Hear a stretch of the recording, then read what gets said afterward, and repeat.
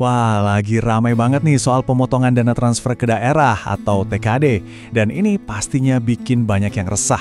Banyak banget ASN dan PPPK yang bertanya-tanya, ini artinya gaji bulanan saya bakal ikut kepotong juga nggak ya?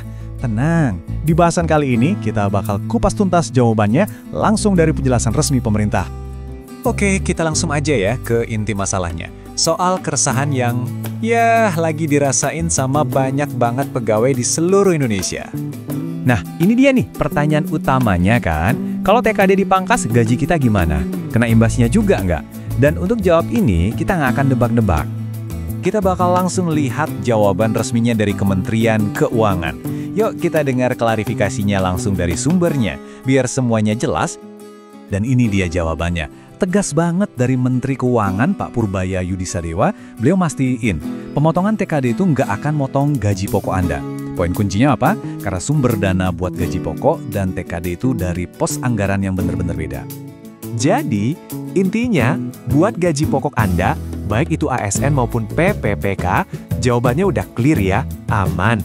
Nah, sekarang bisa nafas sedikit lebih lega lah ya.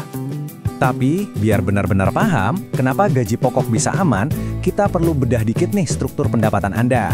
Ini penting banget, soalnya nggak semua komponen pendapatan Anda itu statusnya sama. Ada beda yang mendasar banget antara gaji pokok dan tunjangan.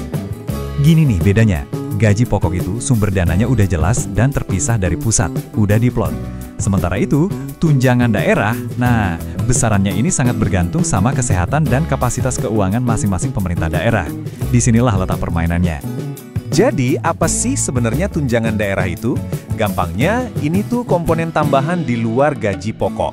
Bisa bentuknya tunjangan kinerja, insentif, atau honor-honor lainnya. Dan yang paling penting buat diingat, besarannya itu ditentukan sepenuhnya oleh Pemda, bukan pemerintah pusat. Nah, disinilah letak fleksibilitasnya.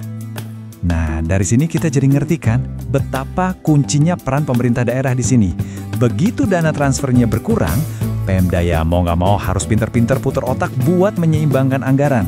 Dan ini ya jelas dampaknya langsung ke kemampuan mereka buat bayar macam-macam, termasuk tunjangan untuk para pegawai. Biar lebih kebayang, kita lihat contoh nyatanya ya. Lihat deh angka ini.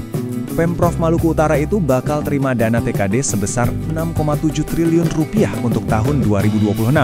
Angka ini dinilai cukup berat, apalagi ditambah ada kewajiban daerah buat ikut mendanai gaji PPPP yang baru diangkat.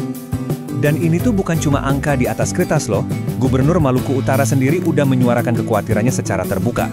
Ini menunjukkan kalau tekanannya itu beneran nyata yang dihadapi oleh pemerintah daerah dalam mengelola anggaran mereka setelah adanya pemotongan TKD. Menanggapi keluhan ini, Menteri Keuangan ngejelasin posisi pemerintah pusat. Intinya begini, pemerintah daerah juga punya tanggung jawab buat ikut mendanai gaji pegawai dari anggaran pendapatan dan belanja daerah mereka sendiri atau APBD. Jadi, ini adalah tanggung jawab bersama. Nah, di tengah tarik ulur anggaran ini, ada satu instruksi yang super jelas dan gak bisa ditawar-tawar. Badan Kepegawaian Negara atau BKN udah ngeluarin arahan tegas, gaji pokok adalah prioritas utama, nomor 1. Ini dia rincian arahannya. BKN negasin gaji pokok itu belanja wajib, nggak boleh ditunda, nggak boleh dikurangi, titik. Tapi, coba deh perhatiin poin ketiga. Penyesuaian tunjangan kinerja atau tukin itu diperbolehkan. Nah, inilah kuncinya. Jadi Pemda diminta buat lebih kreatif, menata ulang pos belanja lain yang bukan prioritas. Jadi, setelah kita lihat semua potongan informasi tadi, yuk kita rangkum kesimpulannya. Pesan utamanya sebenarnya cukup sederhana dan bisa dirangkum dalam 2 kata kunci. Ini dia rangkuman finalnya, biar gampang diingat. Gaji pokok Anda statusnya aman, kita kasih centang hijau. Sementara itu tunjangan daerah, nah ini dia ada potensi untuk disesuaikan. Kita kasih simbol peringatan. Ini adalah gambaran paling jelas tentang situasi keuangan Anda ke depan. Dengan kata lain, komponen utama pendapatan Anda itu terjamin. Tapi komponen tambahannya, nah itu sekarang jadi lebih dinamis. Bakal sangat bergantung pada seberapa baik pemerintah daerah Anda mengelola anggarannya. Ini semua akhirnya meninggalkan kita dengan satu pertanyaan besar. Kebijakan ini kan menempatkan pemerintah daerah di persimpangan jalan ya.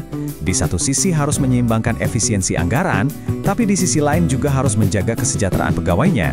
Pertanyaannya, apakah ini sebuah misi yang mustahil? Sepertinya hanya waktu yang bisa menjawab tantangan ini.